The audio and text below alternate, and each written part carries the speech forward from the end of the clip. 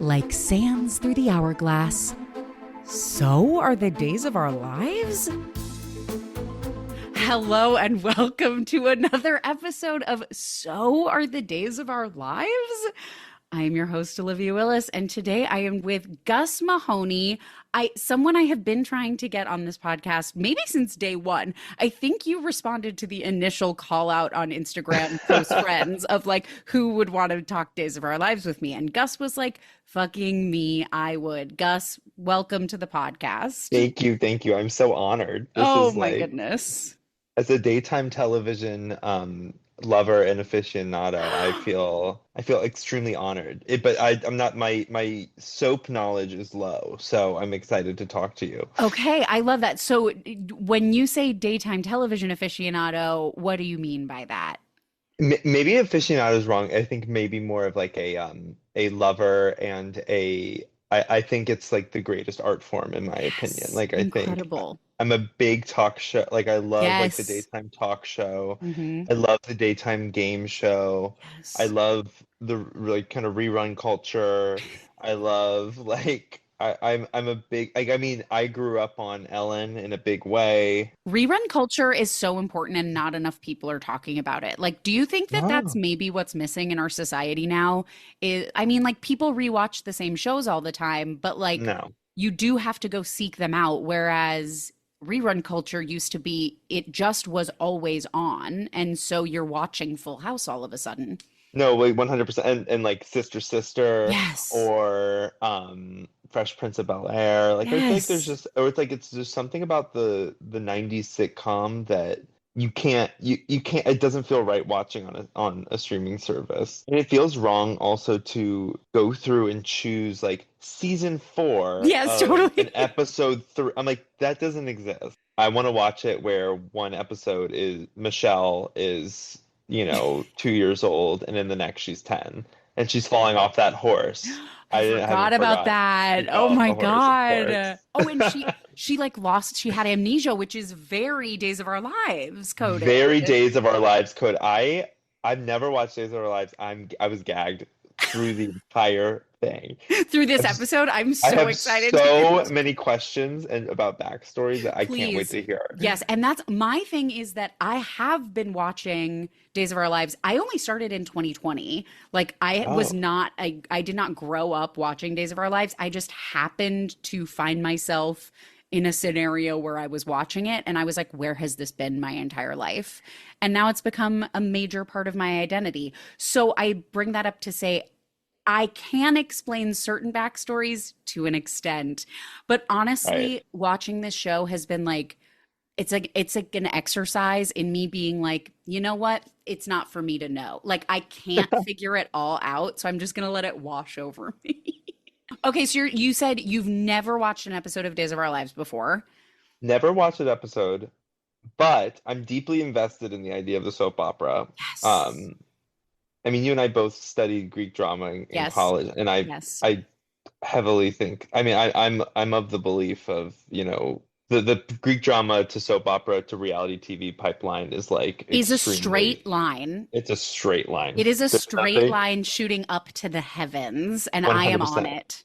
I am on it, and I mean, I'm a huge Housewives fan, so I'm like, Same. This oh, scratch, I say all the time, this scratch is the exact same itch as like the Housewives, but also yeah. fucking like classical theater. Oh, 100. I mean, it's fucking like it's like Medea level It shit. Like is. when she, oh, not to spoil, but when Yeah. she went when she went to push her down the stairs at the end of this episode, I was like fully expecting the Greek chorus to come out and start Yes. like be like, oh hubris, like what Yes. have we done? Truly.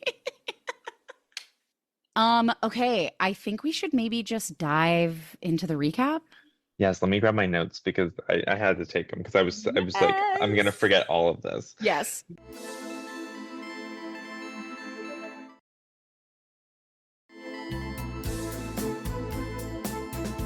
This is Days of Our Lives, season 60, episode 36, which aired Monday, October 14th, 2024.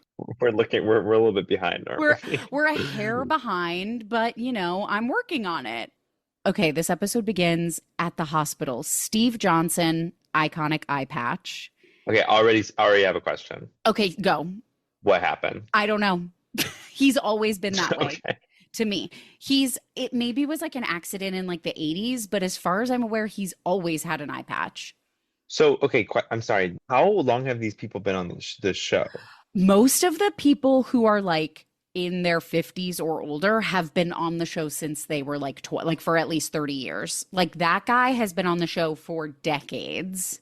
The British woman, Fiona, she I think is fairly new So actually. she feels like new age. Yeah, but like Steve, the guy who plays Steve has been on forever.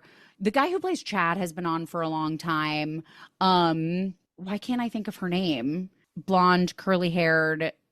She's in this episode. She was famous for doing that Dear Vladimir Putin, I am sorry I wasn't your mother. That's Annalyn her? McCord. Yes, That's her? that's her. No way. She's new. I'm starstruck.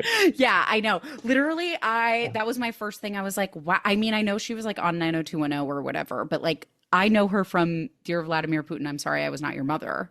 Of course. I mean, well, the funny And thing is, that like, is a direct translate to some brilliant casting director was like, she needs to be on Days of Our Lives. she genuinely does. And you know what? I need to go back and watch Lisa Rinna on. Yes, She's on. she did an arc on a spin-off of Days of Our Lives called Beyond Salem, which is also available to stream on Peacock. Did you see? You know Sarah Sherman, the comedian? Yes, she was on She was on General General Hospital, Hospital or maybe? Yeah, something. yeah. That's what I'm like. Soap operas are making a comeback. So good. It's Oh my God. incredible. Okay, so we're in the Okay, hospital. we're in the hospital. Eye Eye patch Patch is there. Steve is just hanging out in the waiting room as one does on the phone. And he just goes, Chad, how's the city of light? And then we get like an incredibly extended establishing shot of Paris, France. We get fucking accordion music. I'm like, we get it. It's Paris. Like, I know.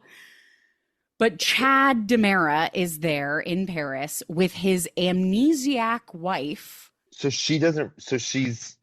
Oh no. Yeah, so they're And there hoping to spur some memories, but Steve is still suspicious that this woman he's with is not actually Chad's wife, Abigail. So basically, what happened is Chad's wife, Abigail, was murdered.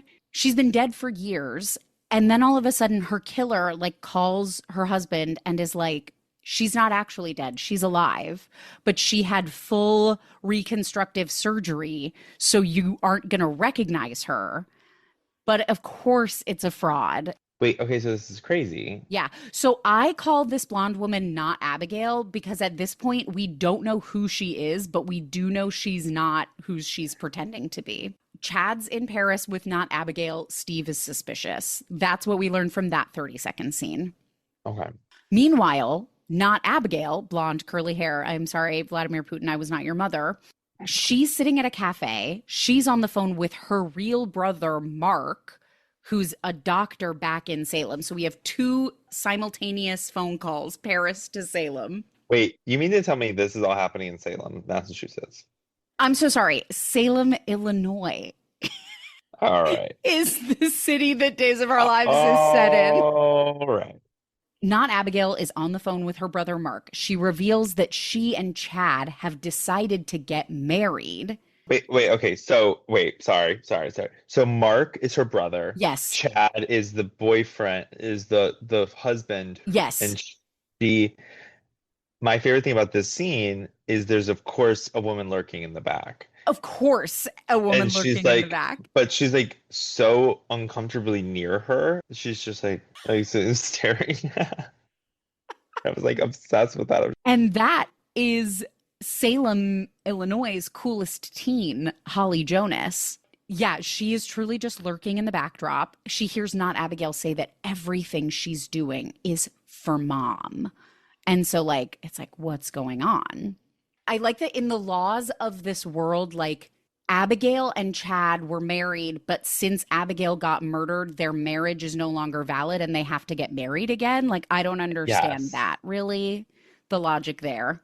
And who's the little girl? So she is a teenager who lives in Salem who happens to be visiting Paris because her mom lives there. And how is she connected? She is the ex step niece of Chad, I think. Okay. It's also, I think, just like small world. You're in Paris, I'm in Paris, and so like she also doesn't have any suspicions of Abigail. Is just like, I've seen this lady on the news. Like, this is Abigail, my former step aunt, or whatever the Oh. fuck. And she's so, I mean, there's that amazing moment where she gives her a hug, and then not Abigail is like, She does a lot of acting over the backs of people hugging her. she's amazing. Yeah, yeah, she is. She's got it. Maybe she should have been Putin's mother. Maybe. So back in Salem, Scottish King Xander is talking with his red-haired mother-in-law Maggie, whose blue pantsuit and blue eyeshadow combo I was obsessed with this episode.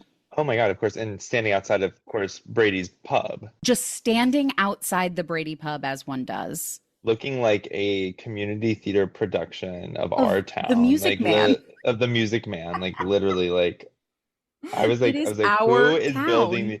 I was like, they have some IATSE guys on this that are Yes. 100 years old. Yes. And they've And been like, putting up the we'll same just use walls and this tearing them down for down for decades. decades. Yes.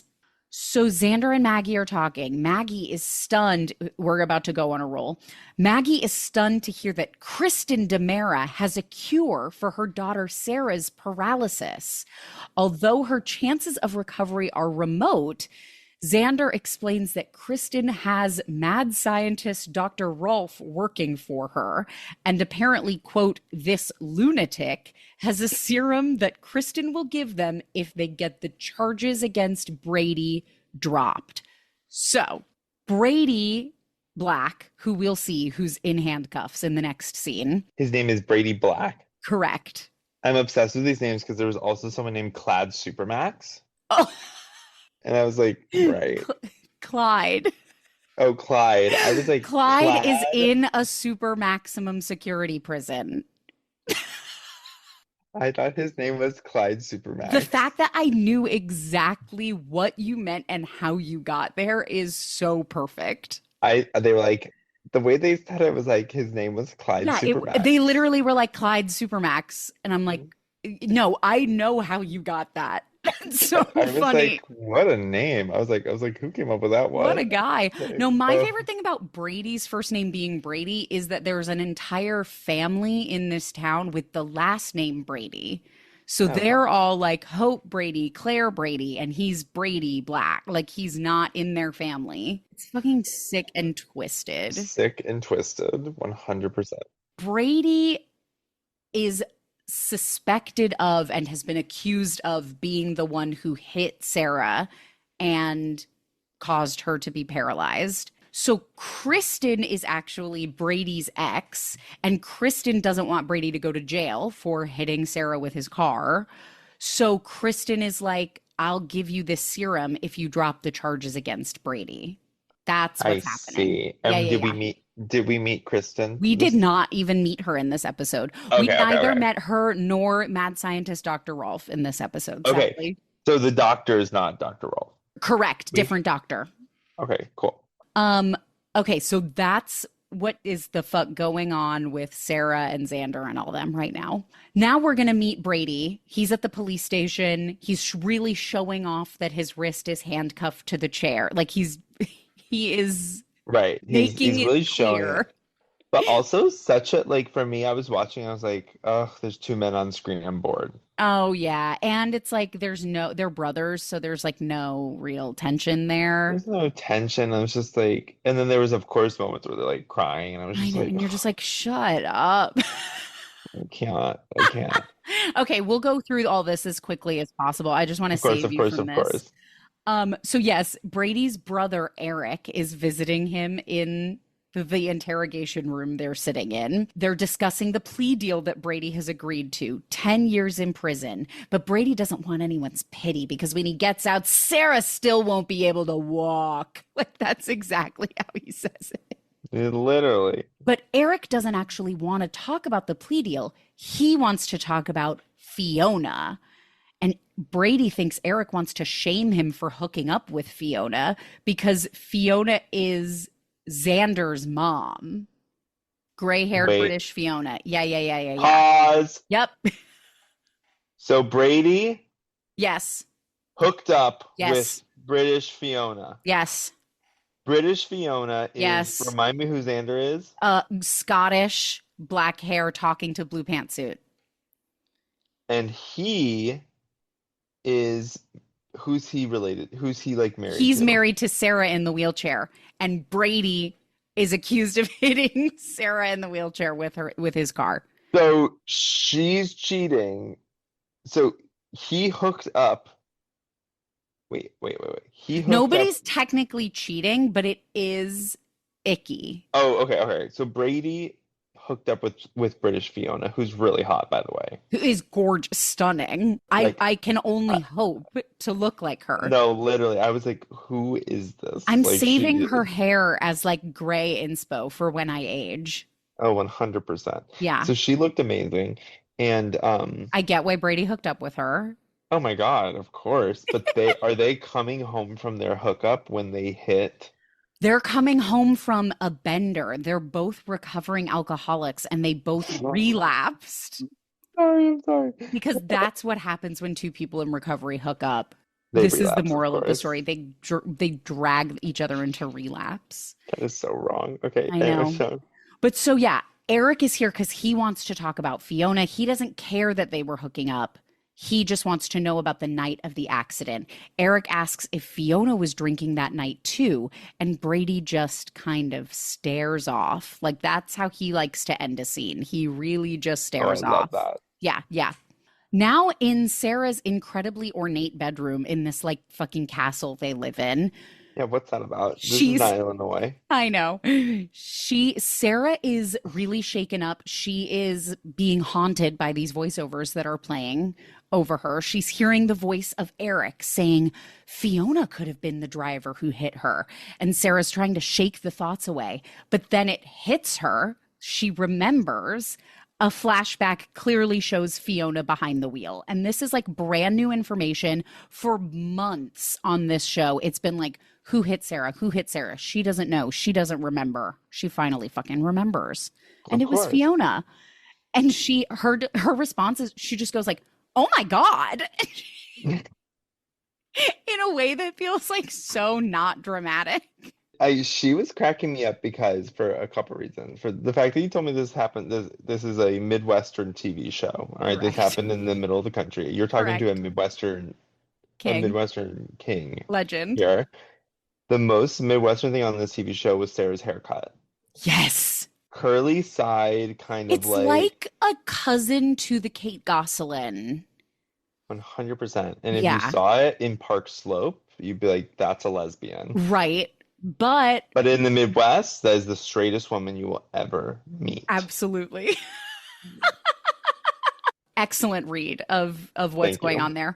So yeah, Sarah's freaking out. She remembers, and then of course the door opens and Sarah whips her wheelchair around in a moment of, I thought, beautiful wheelchair choreography. Oh my God. And of course, it's Fiona in the doorway. And Sarah gapes and she just goes, I remember.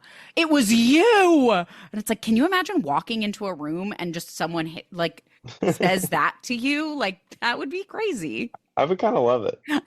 I would live for it. Like, thank you. Yeah, I know. Well, that's the thing. But you know what? Fiona knows.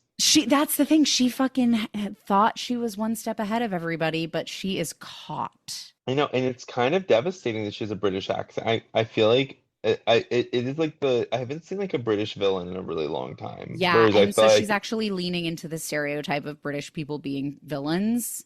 she's not wrong. Yeah, that's true. She's The not the wrong. ultimate colonizers. So we can. Oh, that's so true. That's Actually actually what this plotline is doing in Days of Our Lives. It's what calling Days of out Our the ultimate it's colonization. anti-colonial. That's why they didn't place it in Salem, Massachusetts. They said Trying to Massachusetts has decolonize had it. enough attention. Original 13. Fuck you. Oh my God. Love it. So yeah, Fiona is frozen in the doorway. The underscoring fucking ramps up to a 10 and it takes us into the opening title sequence like sands through the hourglass. Oh, so So are good. the days of our lives. Oh my God, we are not even through the title No, we're roughly 4 minutes into the episode at this point. That was the cold open. To be fair, we had to establish a lot, but that was the cold open. A lot had to happen. A lot had to happen. It's true. It's true. Okay, we're gonna go back to Fiona and Sarah right now. Right. Fiona wearing this fucking Christmas ass red satin pantsuit. Oh, It was she looks very specific. incredible. So Fiona's like, Sarah, have you just woken from a nightmare? Like, it's very funny. Sarah's adamant. She remembers Fiona was behind the wheel of the car that hit her. And then Fiona just fully starts gaslighting Sarah, talking about how she's confused because Sarah already insisted Brady was the driver. And Sarah has to remind Fiona that she only told the police it was Brady to keep Xander from killing Brady. So this was a whole thing. Sarah got hit by a car. The next morning, Brady woke up behind the wheel of his car that was damaged, like he hit someone, and was like, oh no, it must have been me. I got drunk. I must have hit Sarah with my car. So Xander wanted to exact revenge and was going to kill Brady. And so finally, Sarah was like, I'm going to tell the police that I remembered it was Brady. So we have evidence. And now that's why Brady's going to jail for 10 years. Wait, and so I'm sorry, one second. Xander is Abigail's husband. Sarah's husband. Sarah's husband. Abigail's Haircut. little girl. Abigail is not Vladimir Putin's mother. Okay. Yeah. So yeah, Sarah's like, that's a bullshit excuse, Fiona. You know I didn't actually ever remember Brady hitting me. I just did that to like get Brady away from Xander. And my favorite moment of this scene is Fiona asking where Sarah would even get the idea she was involved. And there's like an incredible ADR moment where it's like the back of Sarah's head and it's like, from Eric Brady. And it's just like clearly not. I caught that so quickly. I was like, they didn't even try. No, they did not even try to match that. So yeah, Sarah drops the bomb that Eric found out that Brady and Fiona were together at the bar before Sarah's accident. Dun, dun, dun. Meanwhile, back at the hospital, Steve, eye patch, is still on the phone with Chad in Paris. Chad doesn't like Steve implying that Abigail's an imposter, but Steve thinks it's fair to have some reservations. But his reasoning for why he suspects this woman, he goes, we're talking about my brother's daughter. And I'm like, is that like the strongest reason for wanting to make sure she's not an imposter that you could have come up with? Right. Like, this is the daughter of my brother. Also famously known as your niece. Famously. Yeah. Do first person. Like, she's my niece. Yeah, exactly. Take responsibility. I don't trust eye patch. Well, we find out later, we know he is sneaky. Oh. Yeah, Oh, we'll get to it. So yeah, Chad assures him everything is fine with Abigail. So fine, in fact, that they're getting married. And Steve is stunned. Meanwhile, on the other phone call that's happening between this hospital and Paris, France, Mark is trying to tell his sister, not Abigail, that he visited Clyde Weston in Supermax prison. There it is. I wrote down. And who is Clyde Weston? The man who killed real Abigail, who is now using not Abigail and her brother Mark to try to blackmail Chad out of all his money. I see. Okay. Yes. So basically, the grand plan is that not Abigail is going to marry Chad, steal all his money, and then Mark is going to kill Chad. So that's the deal with Clyde. So Mark is calling not Abigail, trying to tell her that he's going to have to kill Chad. Like, that's a new element to the betrayal. Oh. And he knows she is not going to be happy about that. But before he can tell not Abigail, she finally notices beautiful teen Holly lurking in the dark shadows of this cafe. Fully lurking. And she hits her with a, excusez-moi. Excusez-moi? Oh my God. Just like, we don't need the reality of doing here. I lost my mind. Excusez-moi? Excusez-moi? I'm gonna start saying that. And then, yeah, Holly like comes out of the shadow and she just goes, Abigail? Like, she looks like she's seen a ghost because, to be fair, this woman has been dead. When did she come back? Like a couple months prior, maybe, like not very long ago. And she's been gone for a long time. Years. Poor woman. I know. Well, Oh not wait, no. really. Oh, there was Imposter, another person. fraud. There was another person who played Abigail, right? Correct. And that's the thing. This woman isn't even actually Yeah. really Abigail. She's an imposter. Back in Salem, Sarah's mom, Maggie, is still trying to make sense of the whole serum ultimatum because she didn't know anything about this Brady blackmail, whatever. She's Hmm. like, yeah, how do I get this serum? Xander explains that if Sarah retracts her statement saying she remembered Brady hitting her, the DA will lose his case and Brady will go free and Sarah will get the serum. Like, that's what needs to happen for Sarah to get the goddamn serum. Right. And Xander goes on to say that all the DA cares about is nailing Brady. And I'm like, poor choice of words. No. So he's insisting he'll send Sarah to jail for perjury if she retracts her statement, which I think is not applicable in this situation. Perjury is actually famously only like it's a In different court, charge, right? but yeah, you can only perjure yourself on the stand under oath. I don't, ugh. So, unfortunately, we're really hinging on a legal fallacy in this episode. Yeah, we're getting a little too legal here, and I Yeah, feel like sorry, this is everybody. I'm in the weeds of the you're in the law. weeds. No, but I totally understand. I mean, listen, like they have to, You just have to iron these things out in the writer's room. and I think that they will. Yeah, They've got a lot hopefully. of I time. mean, season 60, I understand you're still ironing the kinks out. Okay. Now they feel like they're really in a pickle. Sarah might go to jail for perjury if she tells the truth because blah, blah, blah. So now Brady's going to jail for 10 years, even though he's innocent, and Sarah may never walk again, and it's all Xander's fault. Oh. Gasp. So back with Brady, his brother Eric is explaining that Fiona claims she didn't have a drop of alcohol the night of the accident and tried to convince Brady not to drive drunk. But Brady thinks that is totally believable that two people would hang out and one would get blackout drunk and the other would be stone cold sober. And Eric goes, not when they're both recovering alcoholics, which once again, we're just casting aspersions, but he's true. She was a liar and she was drunk. She's a drunk. Yeah, I love she's a that. drunk liar.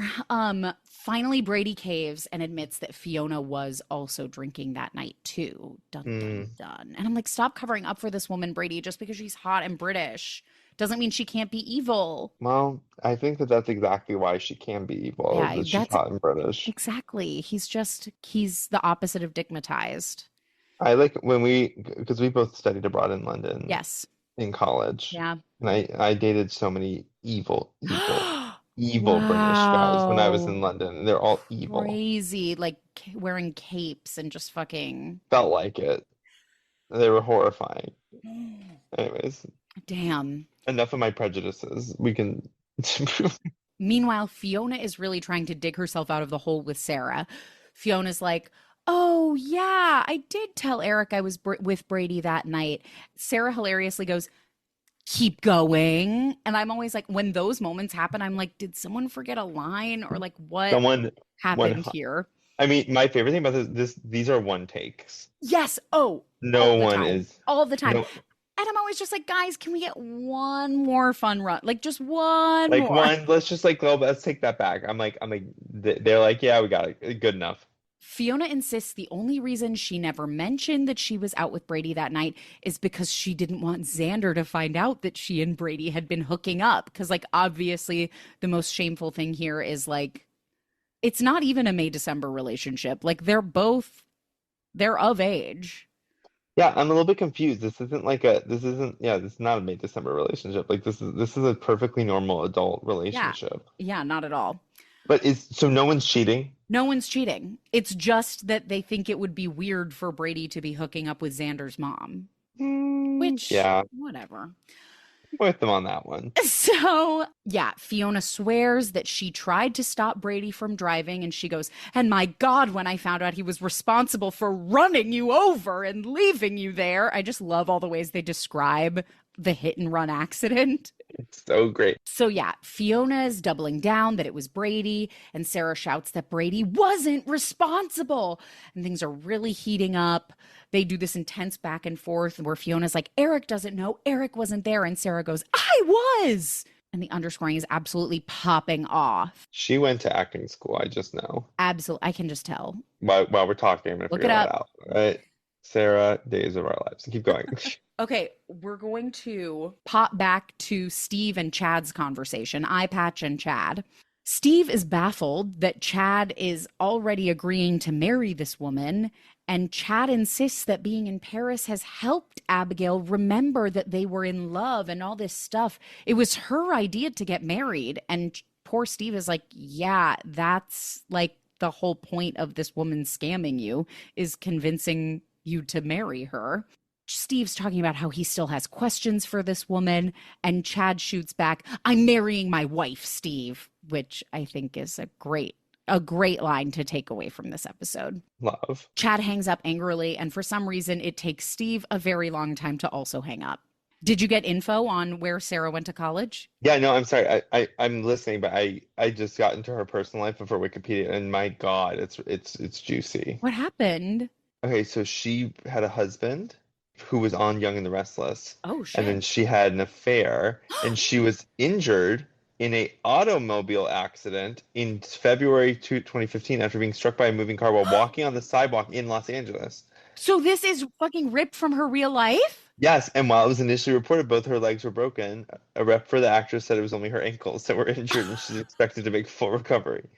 Wait, sorry, both of her ankles were broken? Ankles.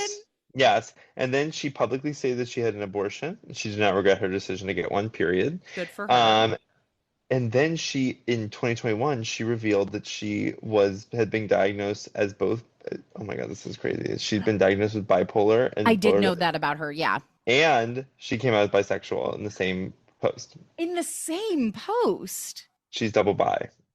I'm going to hell. No, I was thinking it, but I couldn't. I hadn't gotten that. I was like bipolar, bisexual. There's something there, and you Well, beat me to it. this is a joke. This is a joke me and my boyfriend have, is that we say we're triple bi. We're bipolar, bisexual, and bi-coastal. Okay, well, honestly, go off, Lindsay Godfrey. Love you.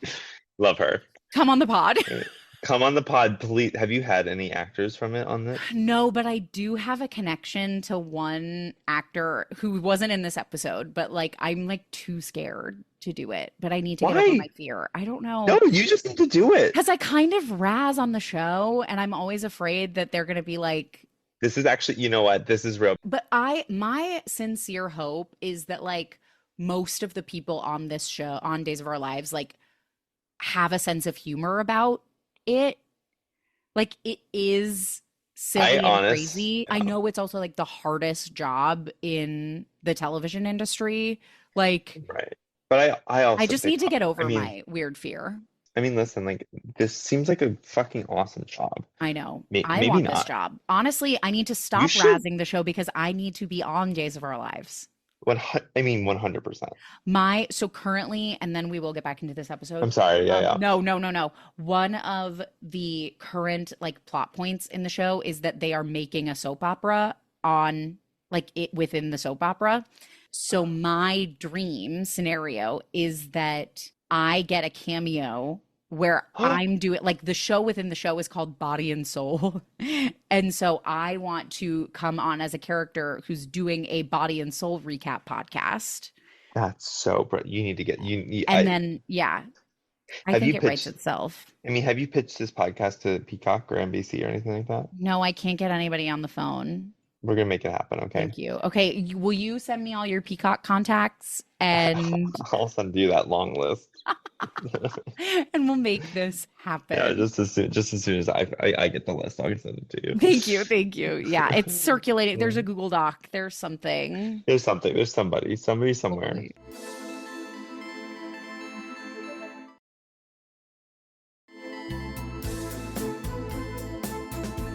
Okay, back in this episode, we're in Paris. Not Abigail hangs up on her brother. Holly, teen lurker, is explaining that like I know you from Salem. Your husband's brother used to be married to my mom. Like it's all very convoluted. Right. And they're like, oh, such a crazy coincidence to run into you here in Paris. And Holly goes, I swear I wasn't eavesdropping, but I heard you say you're getting married. And I'm like, bitch, you were so eavesdropping. Like that's the definition of what you were doing I mean, she's lurking in the in back. the Like she's shadows. I really relate to her sometimes. You know, like this is like it always happens to me after a play when I have a friend who's in the play or something like that, Uh-huh. and you're like everyone's like afterwards everyone's trying to talk to them and you're just kind of like standing there like please let me like you're like waiting to say hi and then you're like Yes. this is the most awkward feeling in the entire world. And then the only thing that would make it worse is if you walked up and said, I swear I didn't mean to eavesdrop, Drop but and you're like no, literally. I love that. I that's, love I that. I was love doing that. it. I love that. So yeah, she overhears they're getting married, and Holly's talking about how they picked the most romantic city in the world to get married in. And then to reinforce that she was eavesdropping, Holly goes, didn't I hear you say you're getting married because of your mother? Dun dun dun. So she's heard too much. Oh no. Meanwhile, back in Salem, Dr. Brother Mark is spiraling aloud, as one does, saying that it's better that she hung up because how is he going to tell her that Clyde wants him to murder Chad, the man she's about to marry? Oh my God. And of course, Mark turns around and Steve, eye patch, is standing in the open doorway staring. And I'm just like, what? We have got to start being aware of our surroundings in this town. But also, Steve didn't even overhear him. He just walks in and is like, hey, I was wondering if you could rerun Abigail's DNA test for me. Like, I'm just like, why are we doing the dramatic eavesdropping moment if you're not actually going to get anyone to hear anything juicy? Right. It's ridiculous. Also, there's a hilarious moment where Mark is like, do I know you? And Steve is like, yeah, we met. Like, my wife works at the hospital. We've met. And he's like, oh, yeah, of course. How could I forget? And I'm like, yeah, how could you forget the like grizzled man in an eye patch? Like, I feel like he's He is pretty memorable. unforgettable. He's got, Yeah, first of all, he has the eye patch, immense star quality. he Like absolutely. you're walking around this small town in Illinois with an eye patch, and Yeah, it, you it's have also think immediate it factor. I'm guessing Salem is a small It town. is a very small town. Yes, Like I'm like these people being like, I don't think I know you. that's Like what's it? insane. I'm like, fuck you. I'm like, you Fuck all know each off. other. Yeah, like We're probably cousins. Like, fuck no, off. literally, we're probably they're all probably cousins. That's a Yes. good point, Yeah. actually. Back in Paris, not Abigail has to cover her tracks with Holly. She's telling Holly that she was on the phone with JJ, who's real Abigail's brother, talking about how their mom, Jennifer, has had a hard time accepting that she's, actually back from the dead. But she's hoping that once she and Chad get married again, it'll spark more memories. And eventually, Jennifer will come around to accepting that Abigail is, in fact, alive. Not Abigail tries to excuse herself. She has to go find a wedding dress. And poor, desperate Holly is just like, oh my God, can I come? And not Abigail says nothing, but clearly wants to say no. And like, I can relate in this moment to just being like, I was so annoyed by Holly. I was like, and then when they get back to the hotel and it's the her man is worst. like, she's Yes. gonna stay with us. And by the way, now she's your maid of Now she's, honor. yeah, it's sick. Sick to my stomach. This is just, we need to have a sidebar to discuss decisions like this. I know she's fucking. Anyways, Back with Maggie, blue pantsuit, blue eyeshadow, and Xander. Maggie doesn't understand how everything with the serum could be Xander's fault, so Xander has to come clean. This is what I was talking before about Sarah and Brady and the perjury. yeah. Um, Sarah never actually remembered Brady being behind the wheel. Sarah lied to the police to put Brady behind bars so he'd be out of Xander's reach. And Xander Oh goes, God. remember when you found me in the office with that gun? Classic. I'm like, thank you for setting. I'm like, you know what? He set the scene for me, and I don't Thank you. have to go back. Yes, You know what I I mean? don't, I was like, I'm missing nothing. I believe you. So, Xander apparently at the time had given Maggie some excuse about increasing security at their business, but he was actually going to kill Brady. And Maggie is stunned that Xander would have gone so far. And Xander's ashamed and he says, but I had blood in my eyes. And I'm like, that's not the phrase. funny. I think you're like, I was seeing red, but like, I Yeah, don't that's think. I was like, okay. You should Like, see a doctor. no, literally. So he just desperately wanted justice. So Xander hired someone to drug Brady so he could sneak into Brady's house and stage a suicide. Oh Yeah, it my was God. pretty dark. But Sarah found out about Xander's plan. She called the police and said she remembered seeing Brady behind the wheel. So then the police burst right in. And then, like, Xander was like in the room with Brady about to kill him when the police burst in and they were like, "We're arresting Brady." Oh my God. It was crazy. It was perfect TV timing. Maggie is emotional finding all this out and she's furious and her voice cracks and she yells, "Damn it, Xander!" And I'm like, God, I love this woman. She is a She's a star, treasure. a true fucking star, by the way. Yes, yes. And I said, just in case we forgot the implications, Xander repeats, "Because of me, Brady will be locked up and Sarah will never get her hands on that cure." And you know what? I appreciated that I because need it. I needed it because I was a little lost and I felt Yes. like I was like, you know what? Tell me exactly what I need to know.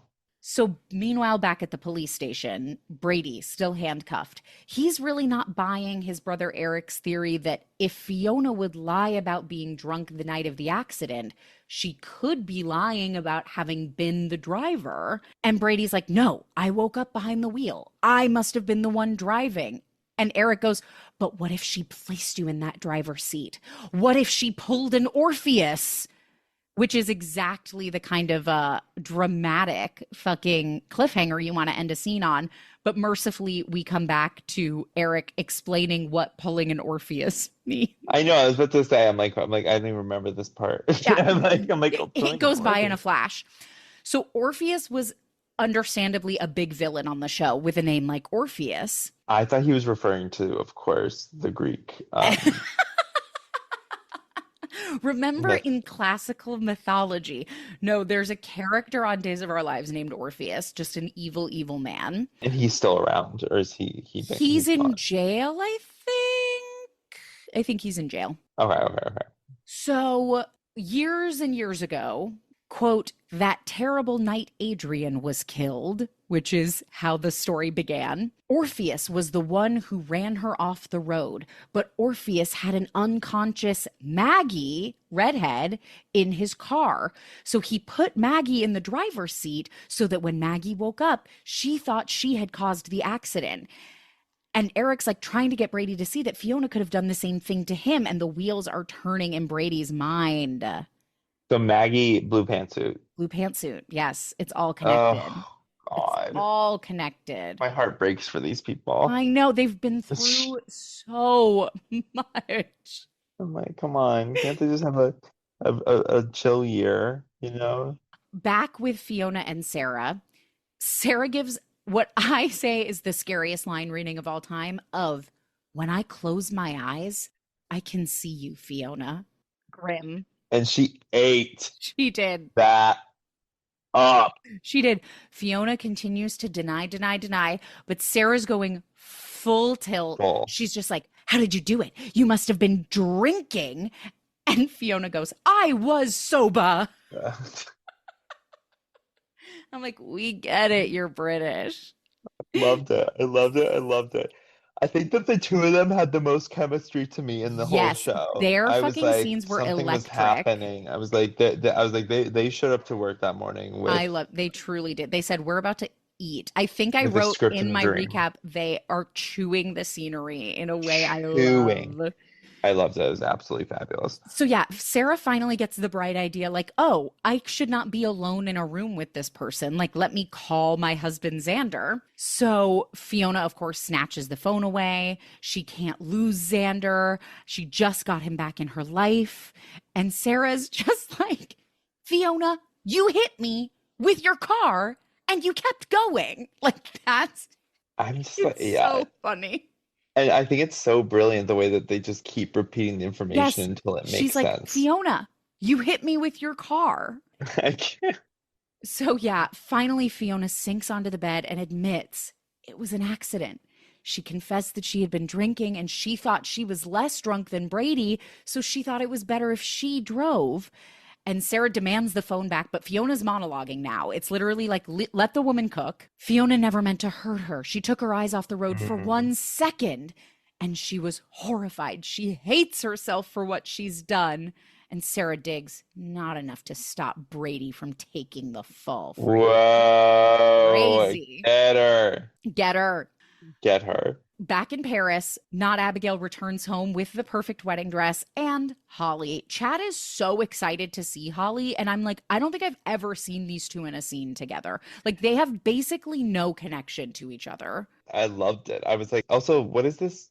You said she's a teenager, like She's a high a schooler? teenager. Yeah, she's a high school student. What's she doing walking around Paris by herself? Holly explains she's in Paris visiting her mom, even though they're kind of fighting right now. But she was going to. Oh, I wrote this down because she clearly said the wrong line. And once again, we're not going back to catch it. She said, I was headed to the hotel room to check in. My mom booked for me, and I ran into Abigail. Oh my God. Well, I'm just like, they're moving so fast, and they're just like, I don't think anyone caught that at all. No, absolutely not. Convinced. And they never thought that someone would do a podcast about it and write it down. Oh no. I'm also convinced, I'm really, really convinced that none of these people ever speak to each other outside of. No, honestly, I hope not. No, they don't know each other. No. I want to make a soap opera one day that is a social experiment where they're not allowed to speak to each other except for when they're on set. So then they start to believe that they're each other's characters. Oh my God, let's do it. I'm in. Kind of like a Truman Show type situation. Yes. And so you you just fill in the blanks. I love this. Oh Okay, my God, anyway. that's brilliant. Thank you. I'll write that down. So Chad is like so disgusted by the idea of Holly staying in a hotel. He goes, a hotel? That sounds lonely. Stay with us. And I'm like, Chad, where is this energy coming from? Also, like, what are they going to do? Get her a cot? Or I what's the know. deal? Like, And she does this whole like, wait, really? I won't be in the way. And it's like, oh my God, you're pitiful. absolutely annoying. But Chad insists they need her. They need a witness. And Abigail needs a maid of honor. And not Abigail is like, whoa. Let's pump the brakes. I mean, rightfully so, but also I feel like this little girl's going to get her. Is gonna be her downfall. Yeah, it's a little too on the nose, you know? For sure. Okay, back at the hospital, Dr. Mark tells Steve that Abigail's original DNA results were conclusive, so there's no reason to rerun the test. Because this is the test to like prove that she actually is Abigail. But people fuck with DNA tests on this show all the time. I mean, of course. I mean, this is daytime television. Famously, this is one of the main home tropes. of the DNA test. Yeah. The DNA test is lives and breathes on daytime television. Daytime television. Yeah. So Steve thinks that rerunning the test will just put the whispers to rest. And so Mark agrees and says he'll rerun the samples they still have. But Steve says he wants to make sure the samples aren't degraded. And I said, Law and Order King. So he brought new samples. One is from Abigail and one is from her son, Thomas. So Mark says he'll put a rush on the test and be back shortly. I'm like, okay, because you can just do that at any time of night. Like, what time is it? Like, I'm so confused. That was my thing. It was like, was this all taking place at night everywhere they were? But in Paris, it looked like it was night as well as in Illinois, which famously doesn't work that way. So yeah, Xander has just confessed all of his baggage to Maggie. He's afraid Maggie hates him, but worse, she's just disappointed. His obsession with revenge has only hurt himself and the people he loves. Maggie wants to help. She offers to go talk to Kristen, mother to mother, to try to convince Kristen to give Sarah the serum. And Xander apparently thinks now is a good time for a joke. Like, he's like, sounds like you'll be appealing to her heart. But there's zero evidence she has one. And I'm like, now's not the time, okay? Now is not the time. Read the She's goddamn about to get room. Fucking real, all right? Calm down. And Maggie's voice trembles again. She goes, I have to try. And I'm like, oh, I love this woman. I'm sure she's done salacious things on this television show. Yeah. But I'm here for her. But today she's a hero. Yeah, absolutely. Maggie leaves and Xander sinks onto a bench, revealing that a baby stroller has been with them the entire time. I was gagged. I was like, who is that? I was like, where has this been? Yeah, that's Xander's baby and has just been there the whole time, and we had no With idea. who? Just out of frame. With Sarah. Sarah, in the wheelchair. Yes. Poor girl. So yeah, Xander's just a sad sack. He looks at the baby. Oh, Victoria, another fine mess I've gotten us into. We get it, you're British. Or no, Scottish, excuse me. Right, right, right. So now Eric is still trying to convince Brady it's plausible Fiona could have realized she hit Sarah, then driven to Brady's, pulled him into the driver's seat, and waited for him to wake up. Brady's in denial. This is wild speculation. And Eric slams on the table and goes, "Damn it, Brady, search your brain, please." And I'm like, once again, not quite the You're so phrase. close. You're so close. Search your brain. Brain. But apparently it works, and Brady suddenly remembers. We get a flashback. Fiona comes to at the wheel and nudges Brady, who's drunk in the passenger seat, and she's just like, "Brady, I think I hit someone." And now Brady looks to Eric, stunned. Oh my God, it's all coming together. So now Fiona's with Sarah. She tells Sarah she never thought that Brady would turn himself in. And Sarah goes, "Of course he did. You set him up to think he did it. And he's a decent person. So he took responsibility. Clearly a foreign concept to you." And I'm like, once again, Sarah, you're vulnerable. Like, can we not? Like let's just keep it let's get out of the room. Yeah, let's get out of the room. Let's get a witness in here before you keep just like Using these trying to eat her up with inflammatory language. these. She's so this is I would pay thousands of dollars. Well, I'd pay money to sit and watch the writer's room go to town on this. Absolutely. Yeah, Fiona's like trying to do the whole like Brady would have gone free if you hadn't ID'd him, Sarah. And we relitigate this for the 50th time. Sarah's just like, "I was lying because Xander was gonna kill him." And then she's Literally. like, "No, never mind. I can't take it anymore. You know, I don't care if I get thrown in jail for perjury. I'm gonna tell everyone the truth." And Fiona stands to block Sarah's path and creepily goes, "I'm sorry, my dear. I can't let you do that." Brilliant. And Absolutely Sarah brilliant. stares up at her in horror. I was kind of rooting for Fiona up until that moment. Really? You thought there was a world in which she got away, and then you were like, "Oh no, she's gonna go full." I thought she was being framed. Oh no, no, no, no. Little did I know. It wasn't. I should have probably read that a little closer. But It's just that you believe in people, Gus. no, I believe in hot British women with a beautiful head of hair. And someone has to, and if not you, who? If not now, then when? If not me, then who? Exactly. So back at the hospital, Mark brings back the DNA results. And again, I'm like, how long does it take to run a DNA test? Am I crazy? That could have. I mean, it has to take days. Has it No? been hours or minutes? It feels like minutes. Yeah. Was It's an instant test. And Mark is just like, "Well, the DNA samples are conclusively mother and son. So Abigail and Thomas are a perfect match." Steve thanks him and Mark leaves. So now alone, Steve, once again, talking aloud as one does, he of goes, course. "What do you know? Kayla and I are not only husband and wife, but mother and son." So he had swapped his and his wife's DNA in to see if Mark would lie and say, "These are conclusively mother and son." Fucking genius. Wait, the way that when he revealed that, I was like, he's being really nonchalant if he just found out that his wife is also his mother. I was like, oh. I was like, oh What? God. I was like, This this is is a weird, sick. this is an interesting plot line. No, it was all a ruse because he was like, "I know Mark isn't actually running this DNA." Well, if he took that short of a time, then of course he isn't. Yeah, he literally was just like, "Beep, boop, beep. I did the test." Steve now knows definitively Mark has been faking the DNA tests for not Abigail. And Mark, speaking of lurking and eavesdropping, is so far in the background, like through the doorway watching him. And I'm like, I've just never seen a shot set up like that before. Like he's literally blurry in the background, but you can see him. I love it. Insane.